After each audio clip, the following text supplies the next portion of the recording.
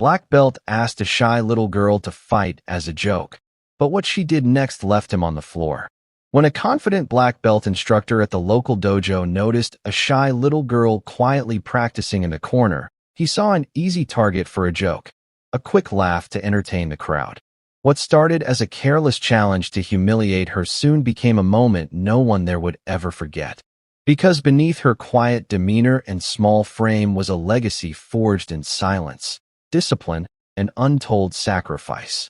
In just moments, this underestimated girl would reveal a strength far beyond what anyone expected, a power born not of arrogance or noise, but of years of hidden training and unwavering resilience. And the instructor was about to learn why judging someone by their size or shyness can lead to the most humbling of lessons.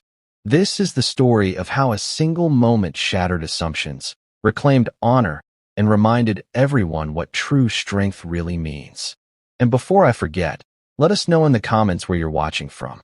And if you're new here, consider subscribing to our channel so you don't miss tomorrow's special video. I guarantee you won't want to miss it. The hum of fluorescent lights filled the gym like a low, constant whisper. It was Saturday morning at Lions Martial Arts Academy, and the mats were crowded. Parents lined the benches, clutching water bottles and phones. The air smelled of rubber soles and Tiger Balm. At the far end of the mat, behind a rack of worn gloves and shin guards, sat a small girl no older than 10. She didn't speak, didn't shift in her seat, just watched. Her name was Alara. Small for her age, with brown hair in a loose braid and eyes that seemed to take in everything. Not with fear, but with something older. Something still. She wore no uniform, only a simple gray hoodie and leggings.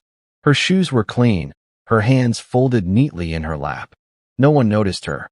Not yet. Coach Darren, the gym's owner and a two-time national competitor, was busy teaching a group of white belts when Jake Mercer walked in. Jake, 26, cocky, and loud, was a local legend in the gym. Black belt since he was 18. A monster on the mats. And he knew it. He slapped hands with Coach Darren, dropped his bag beside the ring, and scanned the room for someone worth his time. And then he saw her. "Hey," Jake called out, his voice rising above the chatter. "Who brought their little sister to class?" A few heads turned. Parents smiled awkwardly. One of the boys snorted. Coach Darren shot him a look, but said nothing. He knew Jake. Knew he needed to burn out his ego before he could listen. Jake sauntered over. Towered over Alara. "You training, kid? Or just here for the free Wi-Fi?" Alara looked up, blinked once, then looked away. Jake grinned at the silence, mistaking it for shyness. "Tell you what," he said, clapping his hands. "I'll make it interesting. One light round. Me and her. I'll go easy." A murmur rippled through the gym. Coach Darren hesitated. "Jake, it's a joke, coach. Come on. It'll be fun." And that word, joke, echoed. Alara stood.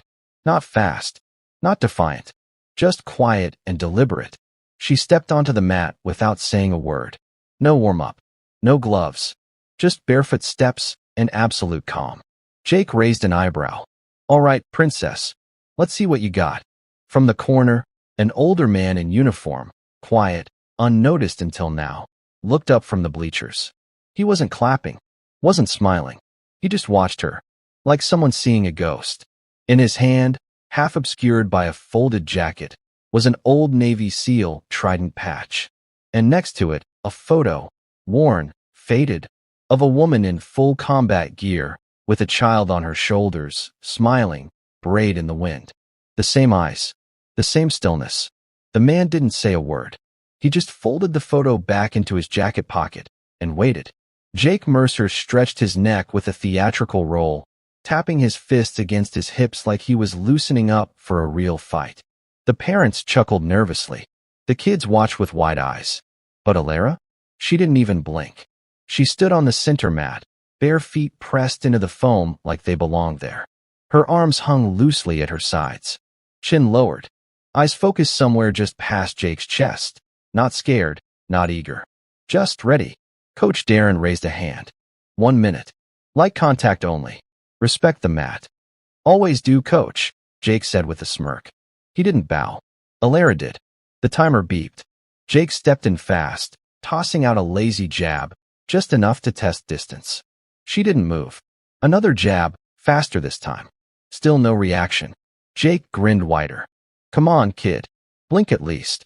He threw a playful front kick aimed a foot short of her knee, but she stepped around it so precisely, so cleanly, it looked choreographed. Then she was behind him. He spun. No smirk this time.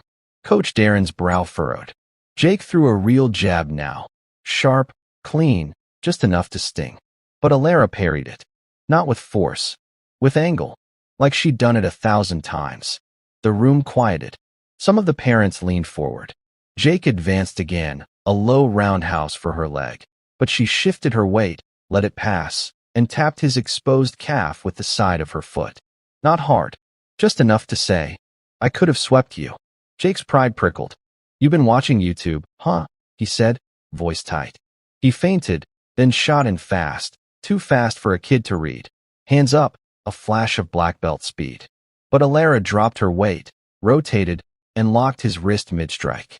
It wasn't flashy. It wasn't brute strength. It was perfect form. Jake froze. One more ounce of pressure, and his elbow would have popped. Alara released him. Calm. No flare. Just backed away, hands open again. The timer beeped. Silence. Coach Darren didn't call anything. He just stared. Jake backed up, face red, trying to laugh it off. Lucky grab. But the gym wasn't laughing. Someone from the bleachers whispered, She doesn't flinch. At the far end, the old man, still silent, still watching, slowly placed the folded seal patch beside him on the bench.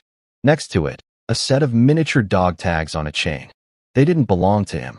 They were too small, too light. Coach Darren crossed the mat and crouched beside Alara. He didn't speak right away. Where did you learn that wrist control? He asked gently.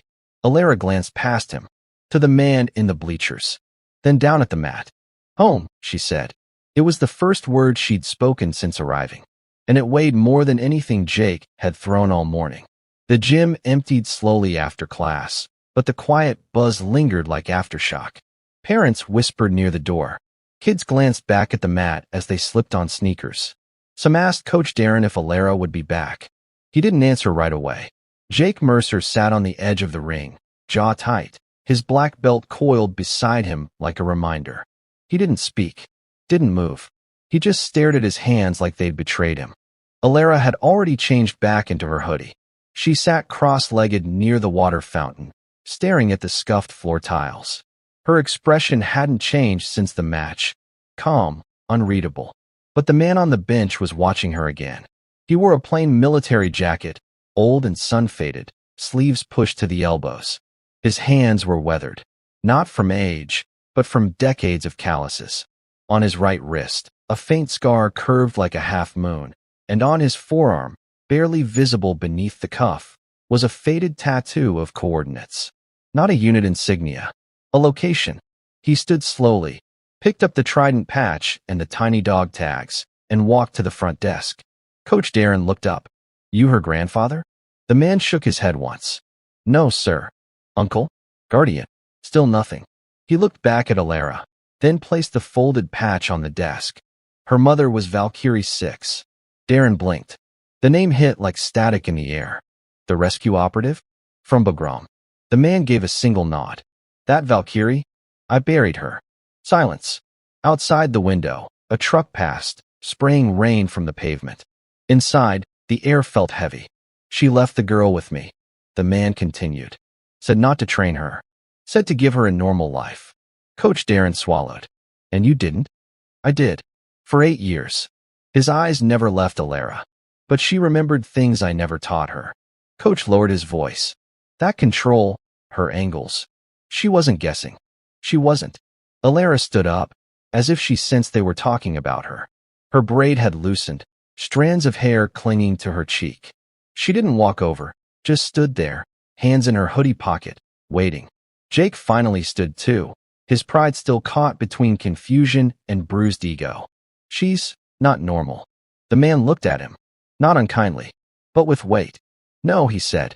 She isn't. Jake frowned. What was that move? That lock. The man glanced at Alara. Modified C-clamp. Valkyrie taught it to NATO rescue medics in '09. She was 8 months pregnant when she demoed it. Jake looked away. Coach Darren turned toward Alara, voice soft now. Does she want to train here? The old man didn't answer. Instead, Alara took a single step forward. I want to finish what she started, she said quietly.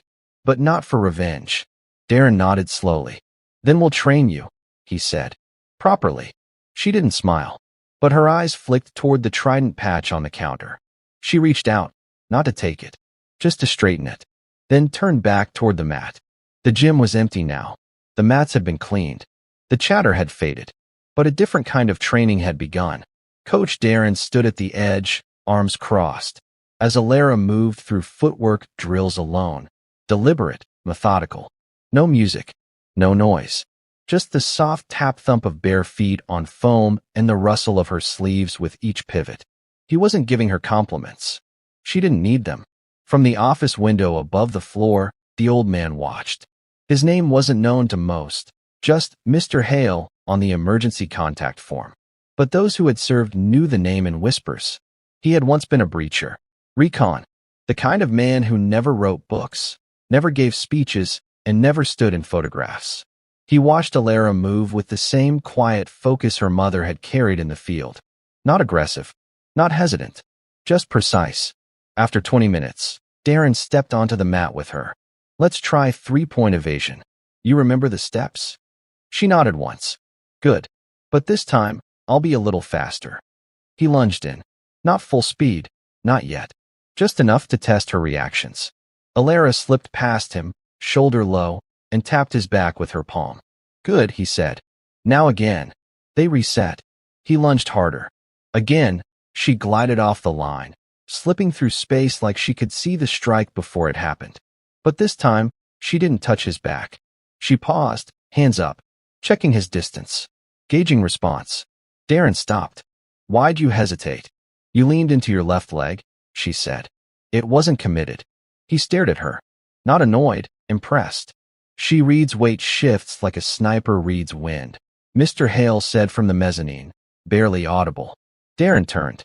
She ever seen combat? No, Hale said. But she's watched it. A silence settled. She was 5 when her mother died. Hale added. Didn't cry. Didn't scream. Just took the journal from the coffin, sat under the flag, and read every page. Darren knelt beside Alara. What was in the journal? Alara's voice was low, even. She said violence wasn't the legacy. Precision was.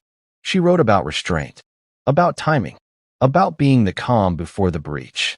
Darren's brow furrowed. Your mom was a warrior, wasn't she? Alara looked up, eyes steady. She was peace where war happened. Outside, the rain began again, soft and rhythmic against the gym windows. Coach Darren stood and exhaled. You're not here to prove anything, are you? Alara shook her head. I'm here because I won't let her legacy be a memory that fades. People forget too fast. From above, Mr. Hale finally sat down. His voice was low. She's not here to fight. He looked at Jake Mercer's duffel bag, still forgotten, near the corner. She's here to remind people what real strength looks like. Sunday morning, the gym stayed closed, but the door was unlocked. Coach Darren stood inside, arms crossed, watching the sun creep through the high windows. The air smelled faintly of sweat and old leather. Alara was already on the mat when he arrived. No instructions, no call time. She was just there, moving through a kata sequence, each motion exact, like choreography pulled from memory. But it wasn't flashy, nothing for show. Every strike stopped 1 inch short of full extension. Every stance grounded with the kind of tension that spoke of discipline, not aggression. She moved like someone who had been told never to waste energy, not because she didn't have it, but because it meant something. Darren waited until she finished, then nodded toward the corner of the gym, where Jake Mercer's black duffel still sat untouched. He didn't come back for it. Alara followed his gaze, expression unreadable. Coach walked over, nudged the bag with his foot. You know what's funny? Jake used to laugh about that belt. Said it was his ticket to teaching overseas. Claimed he earned it by surviving 100 fights. He paused. Your mother never talked about hers. I only found out she was Valkyrie 6 after she pulled a trapped boy out of a burning Humvee alone during a hostage op carried him 2 miles through gunfire. Alara didn't react. Instead, she walked over, crouched beside the bag, and unzipped it halfway. Inside, it was what you'd expect. Hand wraps, 2 broken mouthguards, a pair of gym sandals, and at the bottom, the belt. Folded carefully, reverently. She reached in and touched it with 2 fingers. Not to take it, just to feel its weight. "He's not coming back," she said softly.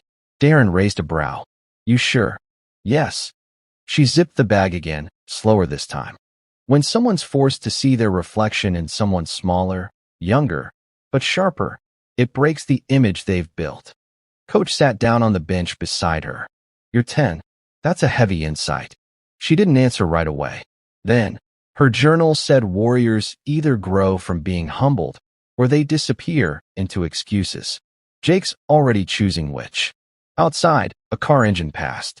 A siren in the distance echoed and faded. Coach Darren studied her a moment. "That how you see yourself? A warrior?" Alara shook her head.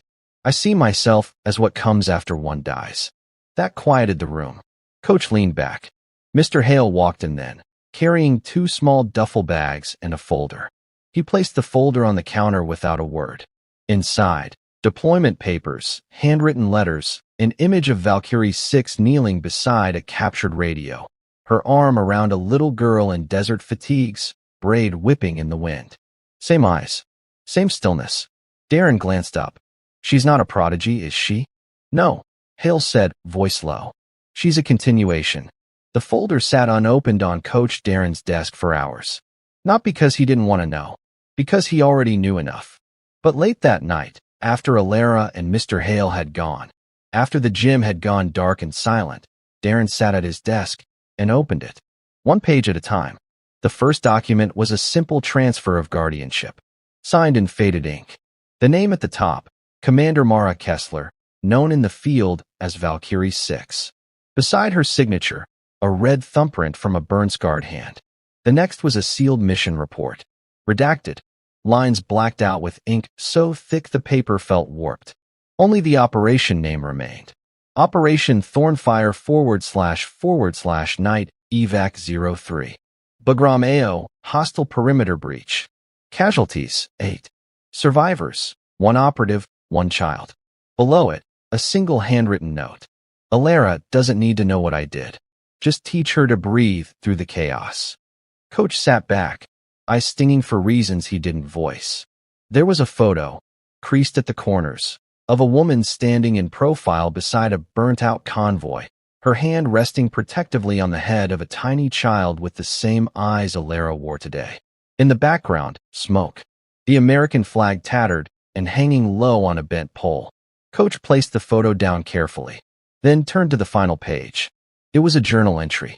Not from Mara Kessler. From Hale. "She's not like Mara. She doesn't talk in storms. She watches. I tried to keep her away from the discipline. Locked up the mats. Hid the dog tags. Never spoke about tridents or deployments. But at 7, she broke down a door hinge to study the angle of stress. At 8, she fixed a dislocated shoulder during a school camping trip, said the teacher's weight was in the wrong place. At 9, she stopped a boy twice her size from hitting someone else, not with violence, but with posture. I asked her how she knew. She said, "Because when Mom stopped the fight, nobody wanted to move again." Coach closed the folder and pressed his fingers to his temple. Outside, thunder rumbled faintly. In the morning, Alara returned. She didn't say a word, just walked in, removed her shoes, bowed to the mat, and began warming up. The other kids noticed.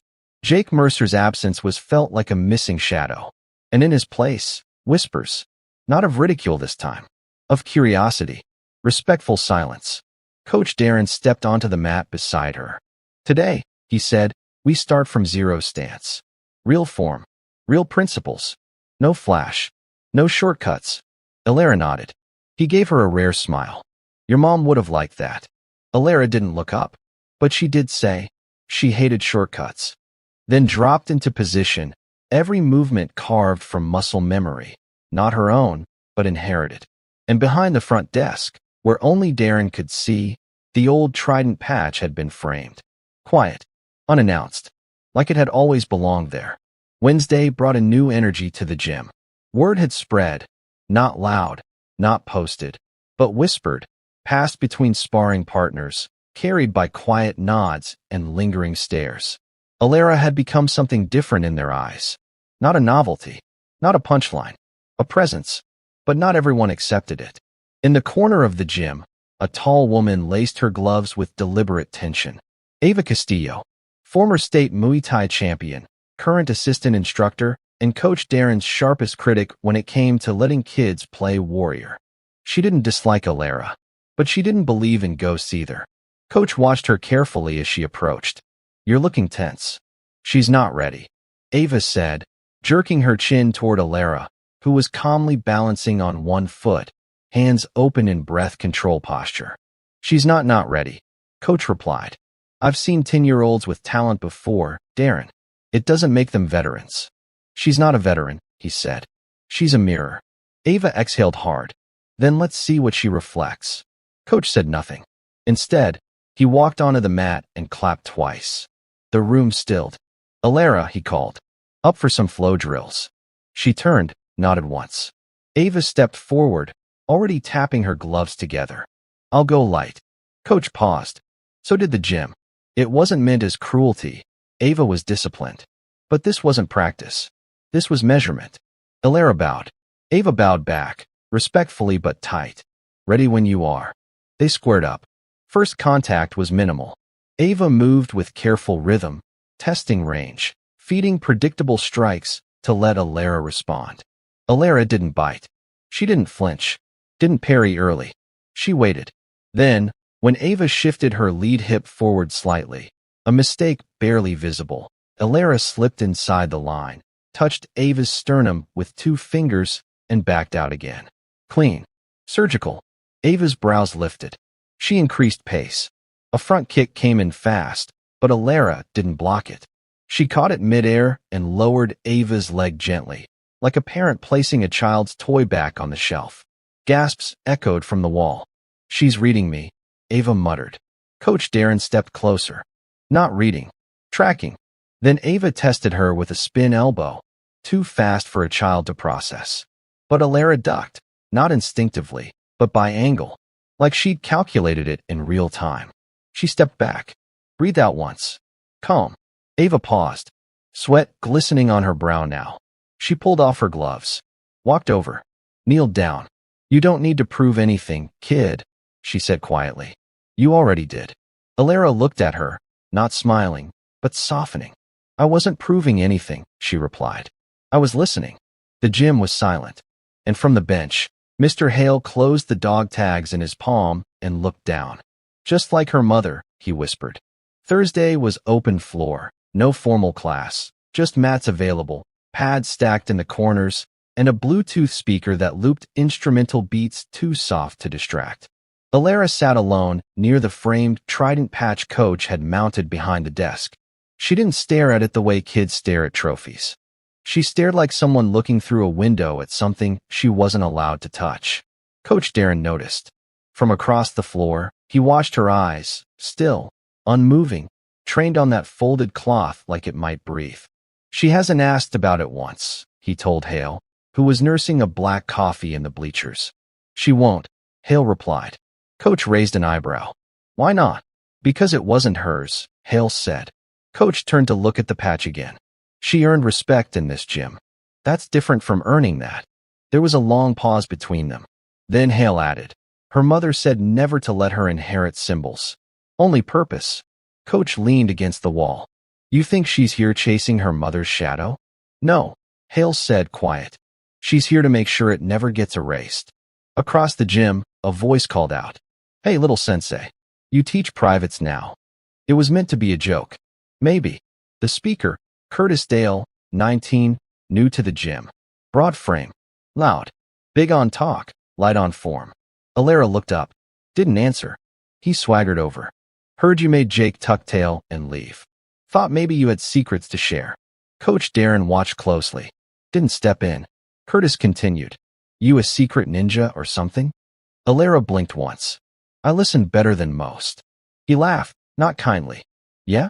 You listen your way into black belts now." Mr. Hale stood slowly from the bleachers. Coach Darren placed a hand on his chest. Wait. Curtis clapped his hands. How about a round, huh? We go light. You teach me how to stand still and look cool. Alara stood. Still didn't speak. Didn't need to. Coach walked over. 1 minute. Light. No takedowns. Curtis nodded eagerly. Don't worry, coach. I'll be gentle. Alara bowed. Curtis barely mimicked it. The match began. Curtis bounced on his heels, hands loose. Don't blink, sensei. He threw a high jab, wild and loose.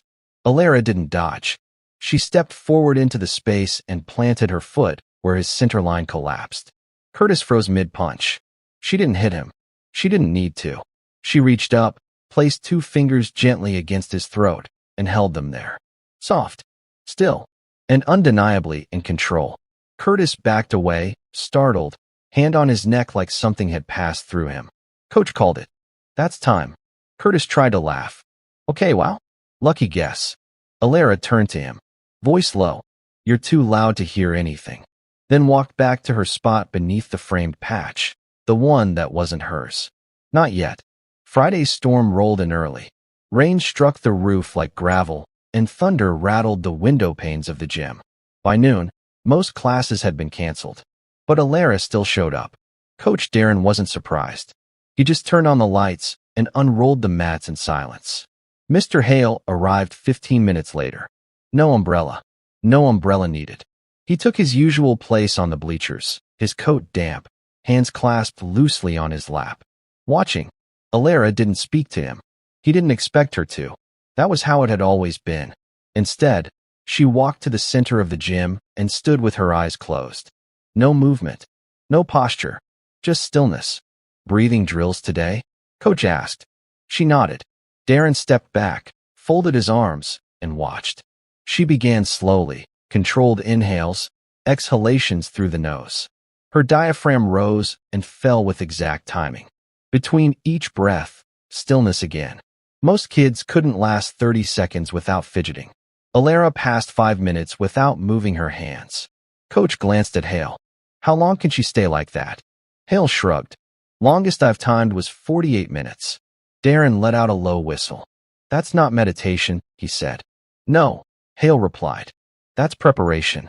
Then came the noise. The front door burst open, wind howling in behind Jake Mercer. Soaked, unshaven, different. He stood at the doorway, letting the storm rage behind him for a moment before stepping in. Everyone looked up, even Alara. She didn't move. Jake took 3 slow steps toward the mat. I didn't come to win, he said.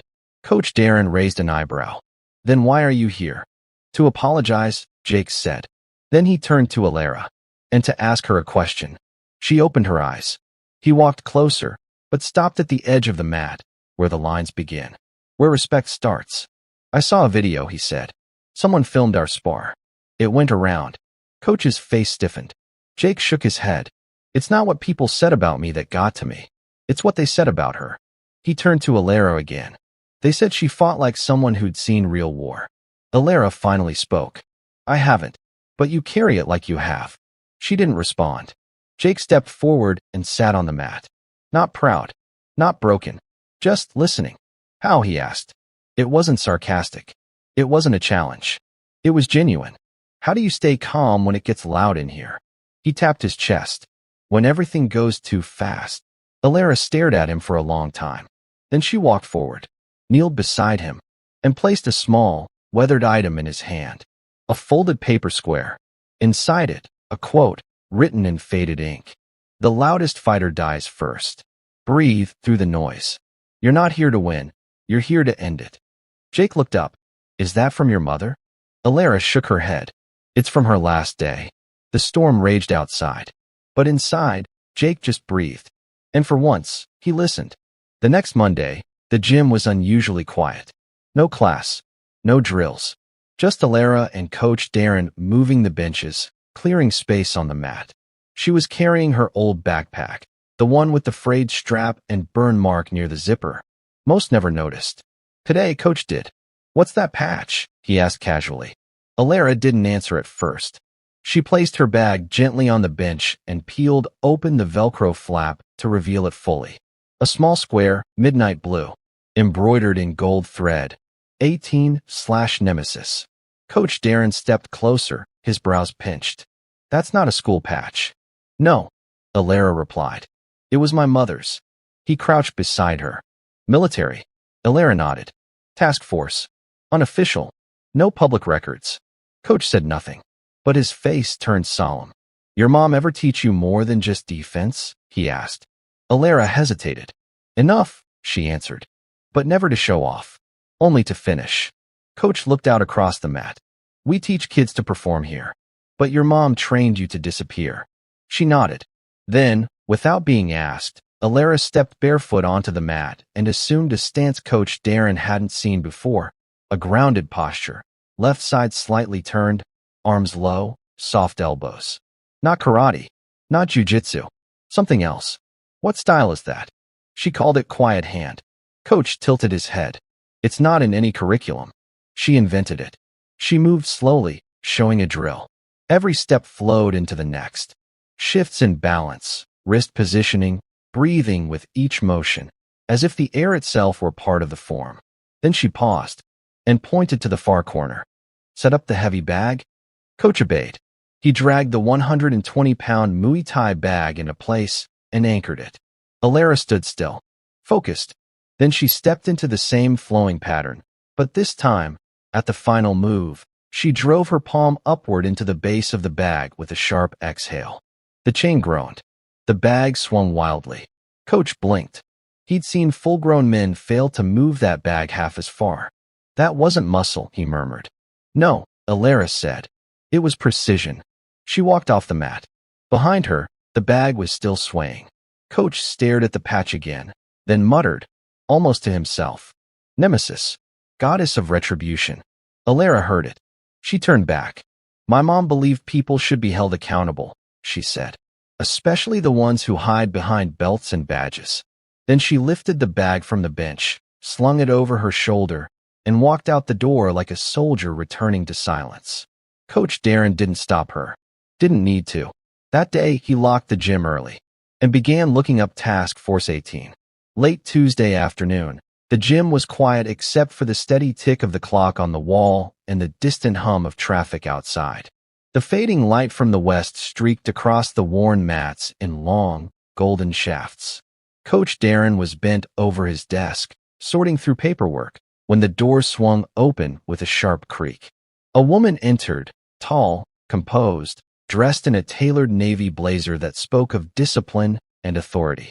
Her dark hair was pulled back in a tight bun, and her eyes were clear and precise, scanning the room like a hawk. Alara, who had been stretching silently by the mat, glanced toward the doorway and then quickly averted her gaze. Her expression was unreadable, calm but guarded, like a soldier listening to an approaching threat without making a sound. The woman approached the desk without hesitation. She placed a thin, embossed folder on the polished wood. The seal of the Department of Defense gleamed faintly in the last light of day. Coach Darren. Her voice was firm but respectful. That's me, Darren answered, rising from his chair with cautious curiosity. I'm Special Agent Lillian Voss, she said, extending her hand briefly before setting it down. Department of Defense. I'm here regarding Valkyrie 6. The name hit the room like a dropped stone. Darren's breath caught. He recognized the code name immediately, a legend whispered about among elite circles, a ghost who saved countless lives in the shadows. Valkyrie 6 was more than a soldier. She was a symbol. I understand you've been training her daughter, Agent Voss continued. We need to discuss certain classified operations and concerns about family security. Alara, who had been watching silently, stepped forward. Her voice was steady and low, but laced with an unmistakable steel. You're here because of my mother. Agent Voss nodded. Yes, Valkyrie's past isn't something we can leave buried. There are threats, individuals who have not forgotten. The enemies she made, they are still active. Alara's posture straightened, eyes narrowing just slightly. That's why I train. Not just to fight, but to survive. Darren motioned toward the chairs near the wall. Please sit. They gathered in the quiet corner of the gym, the shadows growing longer as the sun dipped beneath the horizon. Agent Voss opened the folder slowly, revealing photographs, mission logs, and encrypted communications, documents that told stories of covert rescues, high-risk operations, and a sacrifice that only a few understood. Alara studied the material, her face a mask of quiet determination. She didn't flinch at the photos of explosions, burned-out vehicles, or her mother's face etched with exhaustion and resolve. Agent Voss leaned in, voice dropping to a near whisper. Your mother saved lives on and off the battlefield. But her enemies, they never stopped hunting. Alara's answer was steady, unwavering. I know. That's why I'm not just here to train. I'm here to be ready. The agent's gaze softened, almost imperceptibly. This isn't just about skills or strength. It's about awareness, patience, and knowing when to act and when to disappear. Alara met her eyes without hesitation. I don't plan on running. Darren watched the exchange quietly, sensing the weight behind every word. A legacy woven with courage and secrets, loss and unyielding duty. The room felt thick with memories, as if Valkyrie's presence lingered in the very walls. Outside, the fading sun painted the sky in streaks of amber and violet, casting long shadows that mirrored the past Alara carried with her. Agent Voss closed the folder and stood. We'll provide what support we can, but the path you've chosen, it will test you in ways you don't yet understand. Alara nodded once, resolute. Then I'll meet those tests. As the agent turned to leave, she paused by the door. Remember, strength is not just in your fists. It's in your mind, your discipline, your silence. The door clicked shut behind her. Alara exhaled slowly, the weight of the moment settling deep. Coach Darren placed a steady hand on her shoulder. You're not alone in this. She looked up, eyes clear. Never have been. The early morning light crept softly through the gym's tall windows, casting long shadows across the worn mats. Outside, a steady rain tapped rhythmically against the glass, blurring the world beyond into soft, watercolor strokes. Inside, the air was cool and still, charged with a quiet tension that seemed to hold its breath. Alara sat cross-legged on the mat near the window, her slender fingers gently tracing the worn pages of a small, battered journal. The leather cover, cracked and faded, smelled faintly of smoke and earth, remnants of a past she carried with both reverence and burden. The journal belonged to her mother, Valkyrie 6, a name whispered with awe and respect among those who knew the truth. Coach Darren leaned against the wall nearby, watching silently. The gym was empty now, but the presence of this girl filled the space more than any crowd ever had. Her movements were minimal. She didn't fidget or shift restlessly like most children. Instead, there was a calm certainty in her stillness, a gravity that pulled the room's focus toward her. She read aloud softly, her voice steady and clear. The fiercest warrior is not the one who shouts loudest or strikes hardest, but the one who carries peace within chaos. Darren stepped closer, settling beside her on the mat without breaking the moment's silence. She believed that strength without control is just destruction. Alara said, eyes never leaving the page. I can see you're learning more than just technique, Darren replied. That kind of wisdom, that balance, is what separates the best from the rest. Alara nodded slowly, closing the journal with care as if she feared breaking the fragile connection to the past. For a moment, they simply sat together, the only sound the rain's gentle percussion on the roof. Then, from the distant road outside, the faint but unmistakable rumble of an engine approached, growing steadily louder. Alara's eyes sharpened, the calm stillness melting into alertness. She rose smoothly to her feet. Coach Darren followed her gaze toward the door just as it opened, and Mr. Hale stepped inside. His coat was soaked from the downpour, his face weathered but resolute, carrying the weight of many silent battles. I have news, he said quietly, wiping rain from his brow. There's talk in old circles. The task force, the one your mother led, it's stirring again. Some of those ghosts we thought were gone are moving. Alara's lips pressed into a thin line. She closed the journal and tucked it carefully into her bag, the gesture slow but deliberate. Then we prepare, she said with quiet finality. Darren stood, feeling the gravity settle over them like a storm cloud. This was no longer just about training or proving skill. This was about legacy, about survival, about carrying forward a mission born in fire and silence. He glanced around the empty gym, the mats beneath their feet worn but steadfast, like the unyielding discipline they embodied. "The path ahead won't be easy," he said softly, "but you've already faced more than most will ever know." Alara met his gaze, eyes steady and unflinching.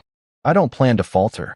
Outside, the rain intensified, thunder rolling across the sky like distant war drums.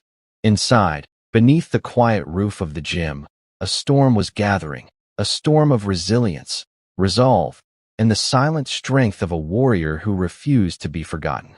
The days grew shorter, the sunlight filtering through the gym's tall windows casting long, golden beams across the worn mats. The air buzzed with the rhythm of training, gloves hitting pads, sneakers scuffing the floor, soft grunts of effort and concentration. Yet beneath the noise, a quiet tension simmered, unseen but palpable. Alara moved through the space with a calm precision, each step deliberate, each breath measured. The other students watched her, not with the casual curiosity reserved for a newcomer, but with a dawning respect that lingered in their eyes and hushed their voices. Coach Darren observed from the sidelines, his gaze steady but thoughtful. The transformation wasn't just physical. It was the presence Alara carried, a silent command that made even the most confident fighters pause and reassess. But respect, he knew, wasn't freely given. It was earned, and sometimes it came through trials that cut deeper than bruises. One humid afternoon, as the late sun slanted low and painted the gym in a warm orange glow, a boy named Tommy approached her. Tommy was eager, brash. At 13, he carried a confidence born of youthful bravado and a fierce desire to prove himself. He challenged Alara to a sparring match, not out of cruelty, but to test the whispers he'd heard. Alara nodded once, serene and unshaken. She stepped onto the mat, the familiar weight of the moment settling over her shoulders. The gym fell into a hush. The match began. Tommy lunged forward with aggressive swings, his punches thrown hard and fast, fueled by teenage recklessness. He tried to overwhelm, to push Alara into a mistake. But she moved like water, flowing and yielding without breaking. Her body responded instinctively, a blend of inherited discipline and quiet focus. She didn't counter with force. She absorbed, deflected, and when the opening came, she reached out with gentle precision. Her fingers barely brushed Tommy's shoulder. The contact was light, an unspoken signal. The match was over. The gym remained silent for a heartbeat. Then a ripple of astonished whispers began. Tommy blinked, stunned by the grace in her restraint. His chest heaved, not from exhaustion, but from the sudden realization that he had been outmatched, not by strength, but by control. He stepped back and nodded, a newfound respect shining in his eyes. The other students exchanged glances, an unspoken acknowledgement passed between them. Alara was no longer just a quiet girl on the mats. She was a living echo of a legacy few understood. As the last rays of sunlight faded, Alara sat alone near the window, the weight of history pressing gently on her. Coach Darren approached quietly and took a seat beside her. "Not everyone will understand what you carry," he said softly, voice steady. "But those who do, they will stand with you." Alara looked up, her eyes calm but fierce, the hint of a smile touching her lips. "I'm ready," she whispered. Outside, shadows lengthened, stretching long across the gym floor, a reminder that even as darkness comes, it only makes the light stronger. The gym was quiet, bathed in the soft amber glow of the few remaining lights that hummed gently above. Outside, the city was slipping into a restless stillness, the kind of silence that seemed to hold its breath, waiting. Alara moved slowly, methodical as always, packing away her gear with practiced care. Each motion was precise, a ritual she had learned to trust. The dampness from the day clung to her jacket as she slung her worn backpack over one shoulder. The faint scent of rain drifted in through the cracked window, mixing with the faint leather smell of the mats, and the faint metallic tang of sweat on the floor. This was her sanctuary, but tonight, the familiar felt uneasy. Then, just as she was about to shut off the last light, a soft, almost hesitant knock echoed from the side door. It was barely audible, but in the silence, it cut through sharply, an unexpected sound in a place that had been empty for hours. Alara froze, her breath steady but her senses alert. No one was supposed to be here. Her hand instinctively moved to her backpack, fingers tightening around the strap. Cautiously, she approached the door and peered through the frosted glass. A figure stood just beyond, shrouded in a soaked hooded jacket, water dripping from the brim. The rain that had been falling all day blurred the streetlights into halos around the figure. Alara's voice was calm, but firm as she cracked the door open just enough to speak. "Who is it?" The figure lifted their head slowly, revealing a familiar face etched with years of quiet struggle and unwavering loyalty.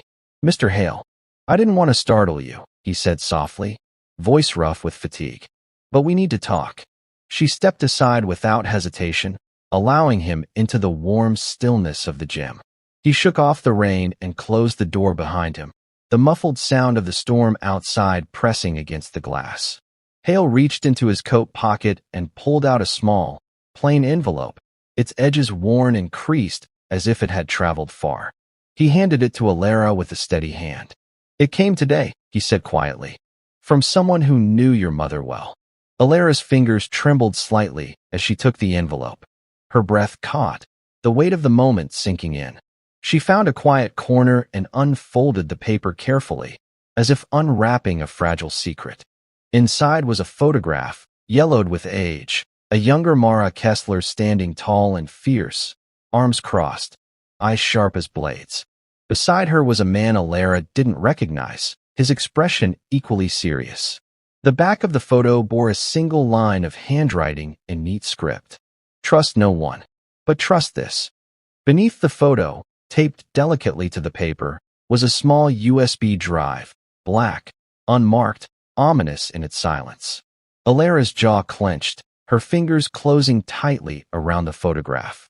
Her heart beat with the quiet thrum of a warning she had long anticipated. Hale's voice broke the silence again, steady but grave. "There's more out there. Shadows from the past. And someone's watching us." Outside, the rain intensified, pounding the windows like distant war drums, a reminder that the storm was not just outside, it was closing in. Alara folded the photo with care and slipped it into her bag, her gaze sharp and unwavering. "Then we prepare," she said, voice low and resolute. Hale nodded, sharing the weight of that silent vow. In the stillness of the gym, beneath the watchful eyes of faded banners and worn mats, a new chapter was beginning. A chapter written in shadows, secrets, and the quiet strength of a legacy that refused to die. The days that followed were marked by a rhythm both familiar and urgent. Early mornings spent drilling precise movements, evenings folding into long hours of silent study. Alara's world had narrowed to the essentials: discipline, focus, preparation. The soft hum of the city beyond the gym faded beneath the steady cadence of her breathing and the faint shuffle of her feet on worn mats.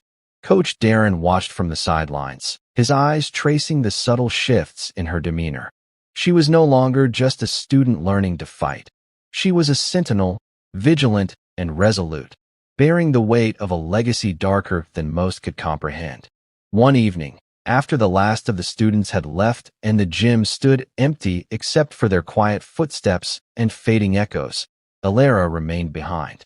The dim overhead lights cast long shadows, and the faint scent of leather and sweat lingered in the air. She settled cross-legged on the floor, her worn backpack beside her. Carefully, she pulled from her bag a small, encrypted tablet, an unassuming device provided by Mr. Hale, designed to safeguard the secrets she was now charged to carry. The screen flickered to life, revealing folders of files, some marked with official seals, others cryptic and coded.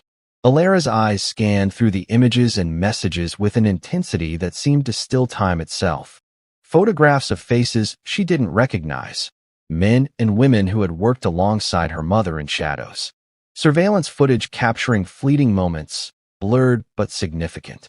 Maps marked with coordinates and notes written in shorthand only a few could decipher. Each file was a thread, and slowly, a web was forming, one that connected her past to an unseen present threat.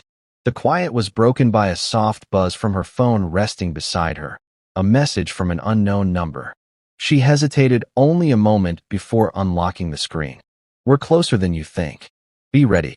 The words hung in the air like a shadow, a warning wrapped in cold certainty. Alara's fingers lingered on the screen, her breath steady but her mind racing.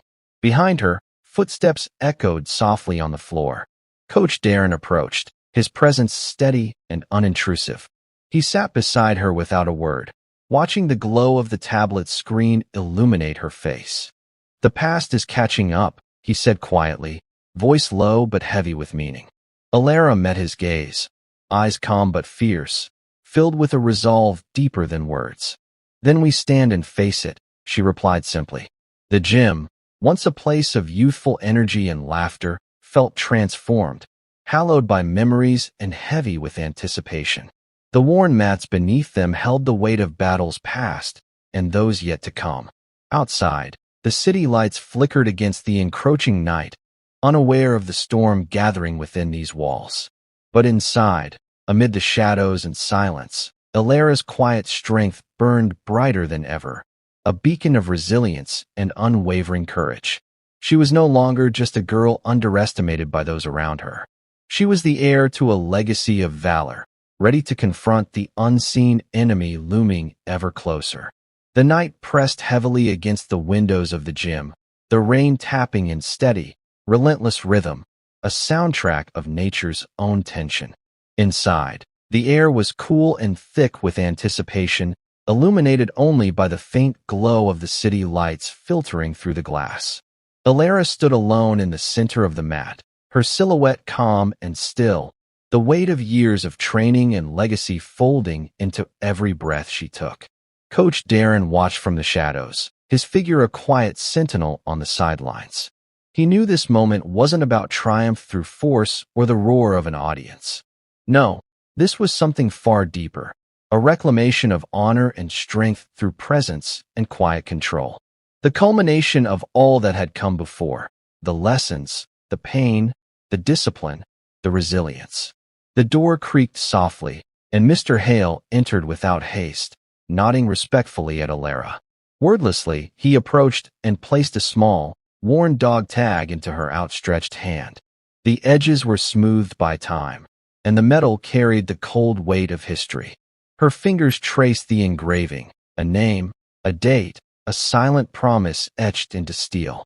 Her eyes closed briefly, and in that moment, the memories came flooding, a mother's voice, the unspoken burdens of sacrifice, the weight of legacy passed down like a torch in darkness. From the street outside, the faint sound of footsteps echoed, cautious and deliberate. The threat was closer than anyone expected. But Alara was no longer the shy girl who had once been underestimated and dismissed. She stepped forward, to the very edge of the mat, her stance grounded, every muscle coiled with readiness but at peace. The intruders entered quietly, faces shadowed, eyes searching, but as they crossed into the gym's muted light, something shifted. It was not fear, but recognition, a presence so commanding and resolute that words were rendered unnecessary. No fists were raised, no shouts were exchanged, only silence, thick, electric, and unbreakable. One by one, the figures hesitated, then withdrew, defeated not by violence, but by the undeniable force of a warrior's silent will. The night's storm began to subside, the rain softening to a gentle drizzle as dawn painted pale light across the sky. Alara remained on the mat, standing tall and unwavering, the first soft rays outlining her figure like a halo. Coach Darren rose and approached, the rarest of smiles touching his lips, one of respect, pride, and quiet awe. "You did more than defend yourself," he said softly, voice thick with meaning. "You reminded everyone what true strength looks like." Alara's lips curved in a faint, knowing smile. No words were needed, her presence said it all. Some victories are silent, fought in shadows and solitude. But their echoes last forever, carried in the stillness where courage and honor dwell. And in that moment, the shy little girl who had once been challenged as a joke stood as a testament, not just to her own power, but to the legacy she carried, the legacy she would pass on in time. The gym grew still once more, a sanctuary where strength was not loud, but eternal. Thank you for following this story. If you enjoyed it, please subscribe and share your thoughts below. Where are you watching from? Let us know in the comments. Stay tuned for more immersive tactical stories.